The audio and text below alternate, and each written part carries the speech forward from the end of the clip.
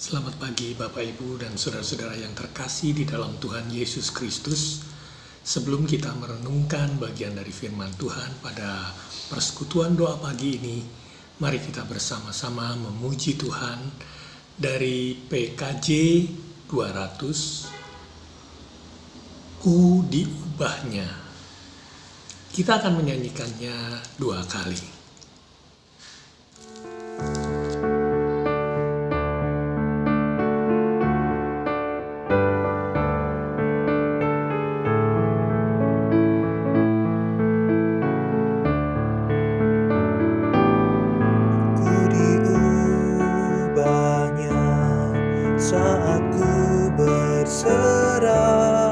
Berserah kepada Yesus, ku diubahnya hingga jadi baru dan menjadi miliknya.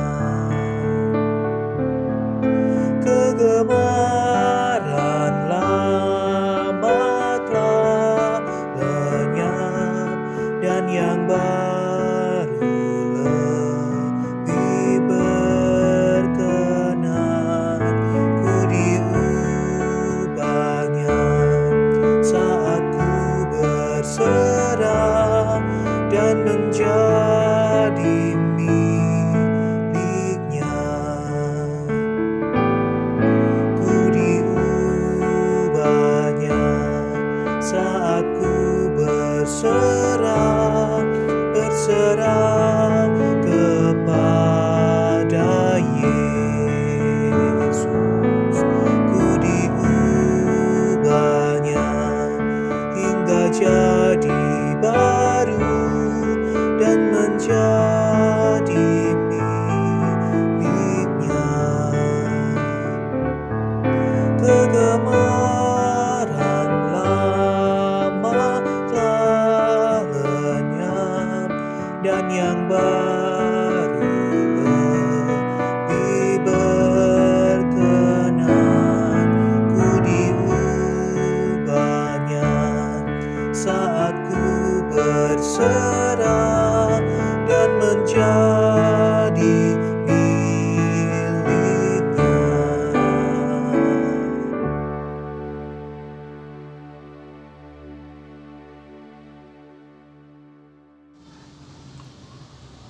Mari kita berdoa sebelum kita membaca dan merenungkan sebagian dari firman Tuhan.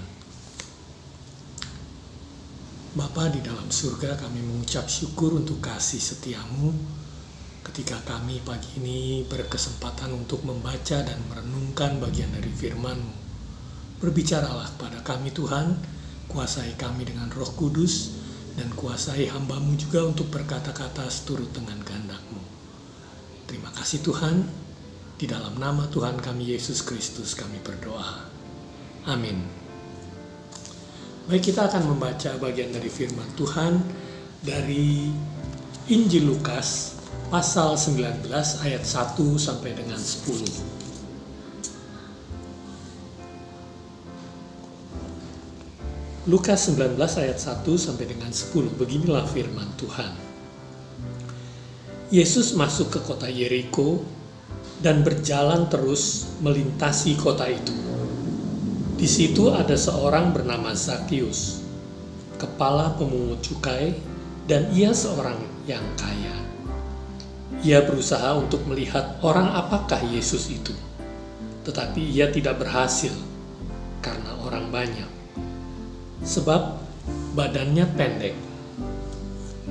Maka berlarilah ia mendahului orang banyak, lalu memanjat pohon ara untuk melihat Yesus yang akan lewat di situ.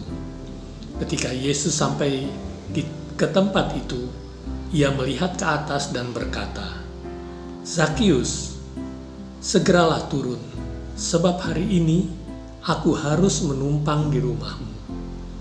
Lalu Zakius segera turun dan menerima Yesus dengan sukacita. Tetapi semua orang yang melihat hal itu bersungut-sungut, katanya, ia menumpang di rumah orang berdosa. Tetapi Zakius berdiri dan berkata kepada Tuhan, "Tuhan, setengah dari milikku akan kuberikan kepada orang miskin. Dan sekiranya ada sesuatu yang kuperas dari seseorang, akan kukembalikan 4 kali lipat." Kata Yesus kepadanya, "Hari ini telah terjadi keselamatan kepada rumah ini, karena orang ini pun anak Abraham. Sebab Anak Manusia datang untuk mencari dan menyelamatkan yang hilang." Demikianlah pembacaan firman Tuhan. Kita yang berbahagia adalah yang membaca, merenungkan, dan juga yang menyimpan di dalam hati serta melakukannya di dalam kehidupan kita hari lepas hari. Tema doa pagi hari ini adalah sulitkah berubah? Saat menjelang pergantian tahun, ada banyak orang yang melakukan perenungan perjalanan hidupnya sepanjang tahun yang sudah dilalui. Kemudian mengevaluasi dan membuat resolusi untuk menjalani hidup di tahun yang baru. Artinya, segala sesuatu yang buruk atau kegagalan harus diubah menjadi lebih baik dengan membuat perencanaan yang lebih baik, sehingga target kehidupan di tahun yang baru akan dapat tercapai. Orang bilang bahwa sulit untuk berubah, apalagi berubah menjadi baik. Orang Betawi bilang, sudah dari sononya begitu. Nah, kalau orang Jawa bilang, lawong wis ngoyot,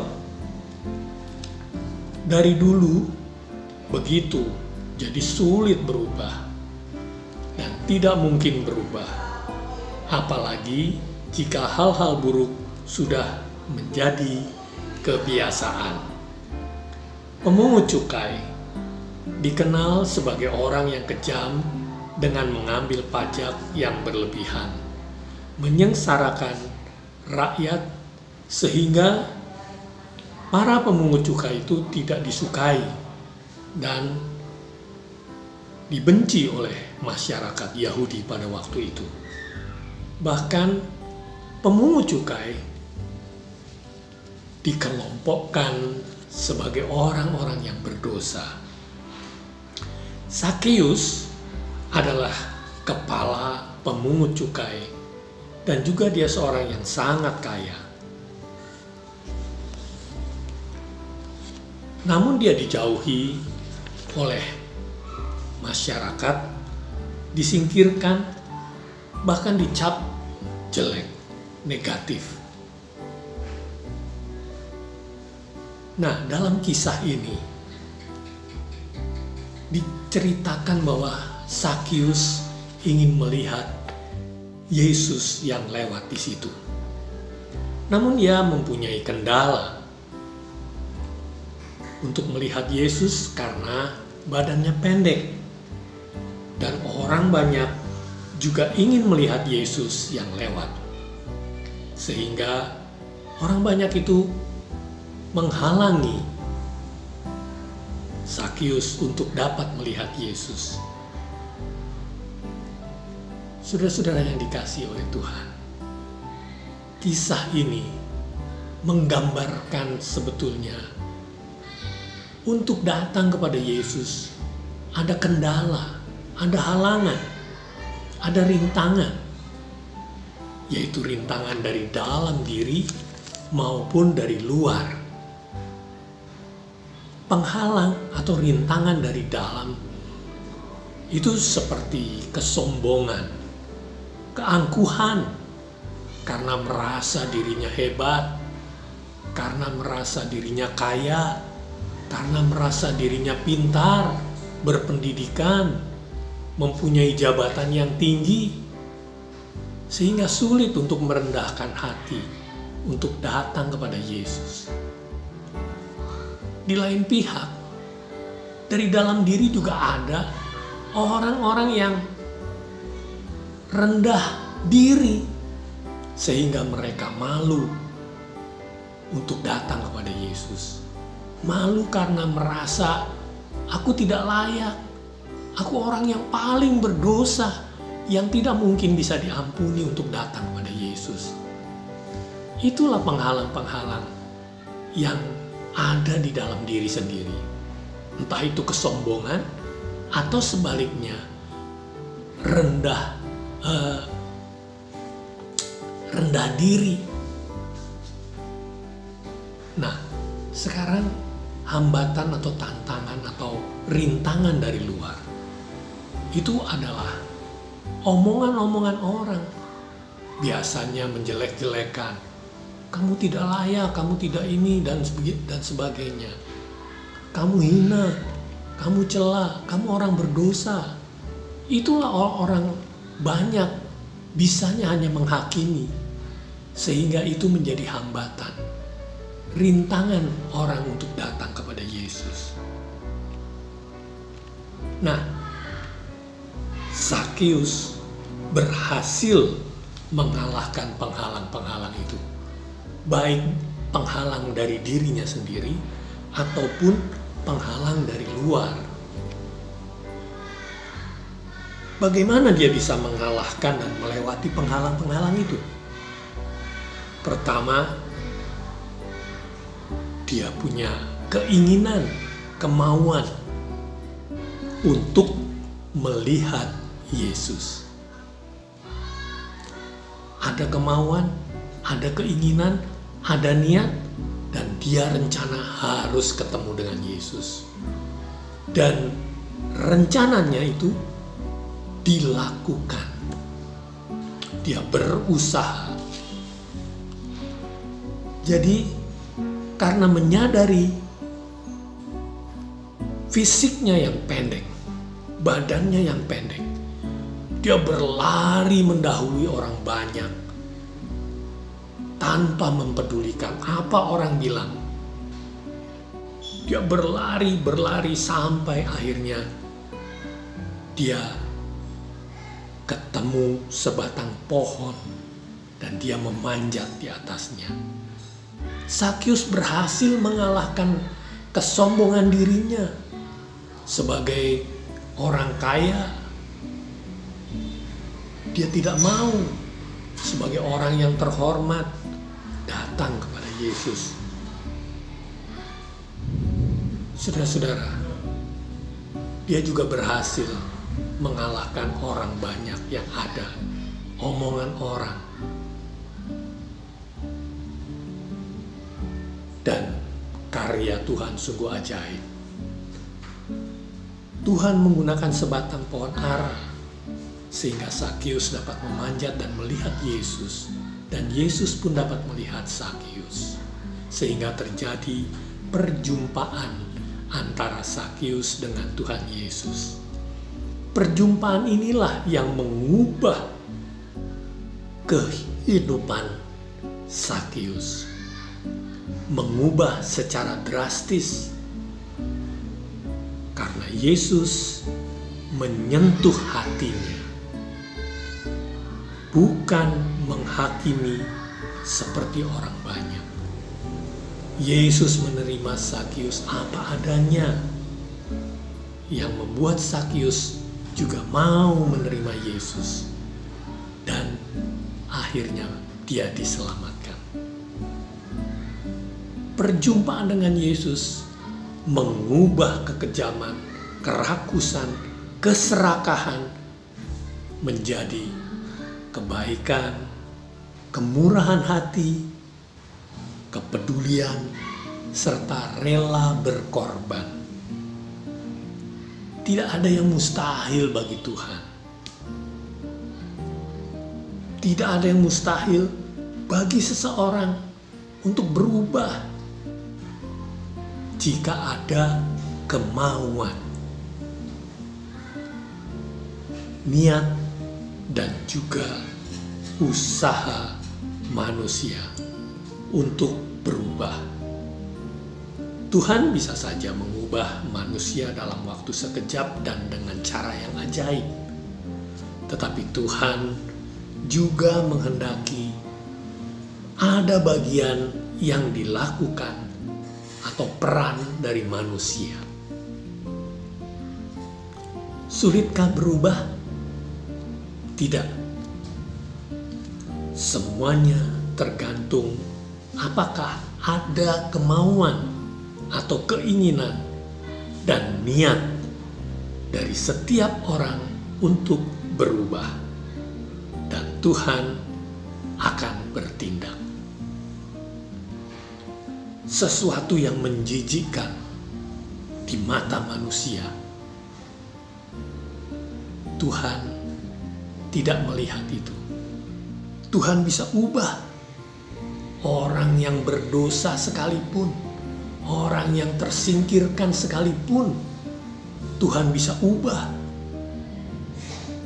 Seperti seekor ulat yang menjijikkan, diubah oleh Tuhan menjadi kupu-kupu yang indah. Kalahkan keakuan, keegoisan, keserakahan, kesombongan, dan juga rasa rendah diri. Kemudian datanglah pada Yesus. Dan Tuhan Yesus akan mengubah semuanya menjadi indah pada waktunya. Jangan pedulikan apa kata orang. Ambil sikap, kemauan yang sungguh mau berubah. Jangan keraskan hatimu. Datanglah pada Yesus segera. Jadi, sulitkah untuk berubah? Belajarlah dari Sakeus yang mempunyai keinginan yang kuat untuk bertemu Yesus, sehingga ia berhasil mengalahkan penghalang-penghalang yang ada di dalam dirinya sendiri. Bahkan dia bisa mengalahkan penghalang-penghalang yang ada di luar, yaitu orang-orang banyak. Dan Tuhan Yesus mengubah hidupnya. Amin. Selamat beraktivitas dan Tuhan Yesus memberkati. Mari kita bersama-sama berdoa, kita naikkan doa-doa syafaat kita. Mari kita berdoa. Bapa di dalam surga, kami sungguh bersyukur ya Tuhan, ketika kami boleh mendengar renungan pagi hari ini, bahwa ternyata berubah itu tidak sulit, asal ada kemauan dan juga Tuhan yang mengubahkan.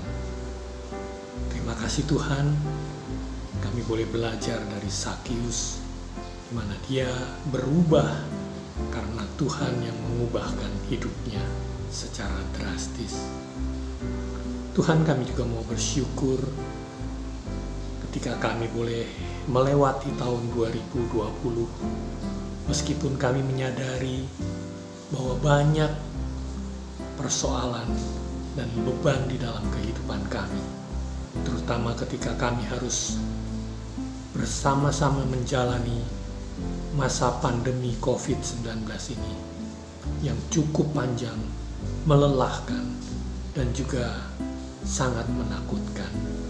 Tetapi bersama dengan Tuhan kami dapat melewati segala pergumulan hidup kami, dan kami bersyukur untuk semuanya.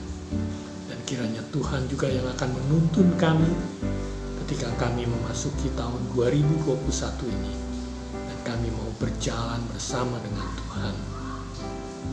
Bapa di dalam surga, saat ini kami mau membawa doa-doa syafaat kami untuk saudara-saudara kami yang sakit, untuk Dr. Anita yang akan menjalani kontrol dan juga operasi di Jogja.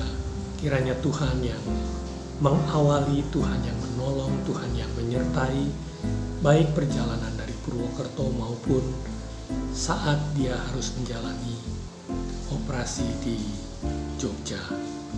Tuhan tolong sediakan semuanya, fasilitas yang ada, dokter yang akan mengoperasinya juga Tuhan berikan yang terbaik. Sehingga kami percaya Tuhan juga yang akan menyembuhkan Dr. Anita dari sakit penyakitnya. Terima kasih Tuhan, kami serahkan dia dalam tangan pengasihan Tuhan. Bapa di dalam surga, kami juga mau berdoa untuk keluarga-keluarga yang sedang berduka, untuk keluarga Bapak Thompson Hutagalung. Kiranya Tuhan menolong, menguatkan, dan menghiburkan Ibu Thompson Hutagalung beserta anak-anak mereka dan juga seluruh keluarga besarnya. Tuhan berkati, Tuhan berikan kekuatan, dan juga bahkan Tuhan yang menghiburkan sehingga Bu Thompson dan anak-anak secara khusus dapat menerima semuanya ini dan juga dapat menjalani kehidupan mereka selanjutnya tetap di dalam kasih Tuhan Yesus. Terima kasih Tuhan, kami juga mau serahkan Janjan Pramono yang Tuhan panggil, kiranya keluarga yang ditinggalkan, saudara-saudara, sanak keluarga boleh dikuatkan dan diteguhkan. Dan biarlah apa yang sudah dijalaninya di dalam kehidupannya, juga penderitaannya yang sudah dialaminya, sudah Tuhan angkat. Terima kasih Tuhan, kami percaya Tuhan juga yang akan menolong proses selanjutnya di dalam kehidupan keluarga, sanak keluarga yang ditinggalkan. Terima kasih Tuhan, kami percaya Tuhan yang memberkati semuanya. Saat ini kami juga berdoa ya Tuhan, untuk pemerintah bangsa kami, ketika saat ini masih bergelut dengan penanganan COVID-19, biarlah Tuhan yang menolong tenaga medis, para dokter, perawat, dan juga saintis maupun produsen yang memproduksi vaksin. Biarlah semuanya dapat berjalan dengan cepat, dengan baik, dan vaksinasi dapat dilakukan sehingga masyarakat dapat terlindungi dari terserang penyakit oleh karena COVID ini, dan terlindungi karena mempunyai imunitas yang tinggi. Terima kasih Tuhan, Engkau berkati juga setiap masyarakat supaya mereka taat, supaya mereka juga mau menjalani protokol kesehatan yang ditetapkan sehingga penyebarannya semakin dapat diatasi, dapat dihambat, dan kami percaya Tuhan yang akan bekerja dan berkarya. Terima kasih Tuhan, kami serahkan seluruh jajaran, mulai dari Presiden, Menteri Kesehatan sampai kepada jajaran di bawah untuk melaksanakan penanganan COVID dengan baik. Terima kasih Tuhan, kami percaya Tuhan yang menolong. Dan saat ini ya Tuhan, kami sudah memasuki tahun 2021, gerejamu pun masih bermasalah dengan adanya pandemi COVID-19 ini. Dan kami percaya Tuhan yang akan bekerja sehingga melalui gerejamu, meskipun aktivitas dilakukan secara online, semuanya dapat tetap memberkati, menguatkan dan meneguhkan jemaat-jemaat yang ada. Dan bahkan kami percaya Tuhan akan terus-menerus menambahkan jumlah jiwa yang diselamatkan. Terima kasih Tuhan untuk semua doa-doa yang boleh kami naikkan ini. Dengarkanlah ya Tuhan dan kabulkanlah, karena kami membawa doa-doa kami hanya di dalam nama Tuhan kami Yesus Kristus. Amin. Baiklah, kita sudah masuk di dalam akhir dari persekutuan doa pagi ini, dan kita akan menutupnya dengan sebuah pujian dari lagu dengan judul Sentuh Hatiku.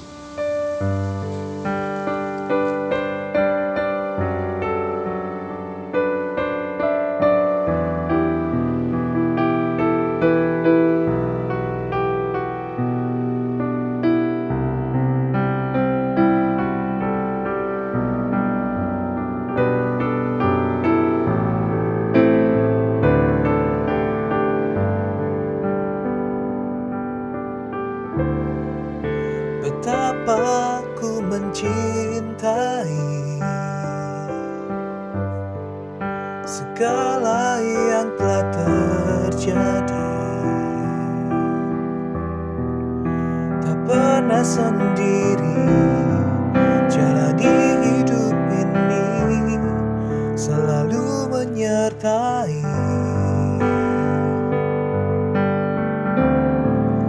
Betapa ku menyadari di dalam hidupku ini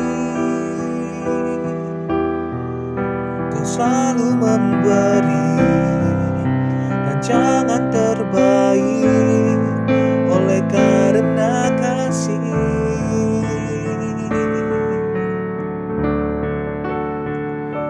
Bapa, sentuh hatiku, ubah hidupku menjadi yang baru, bagai emas yang murni. Kau membentuk bejana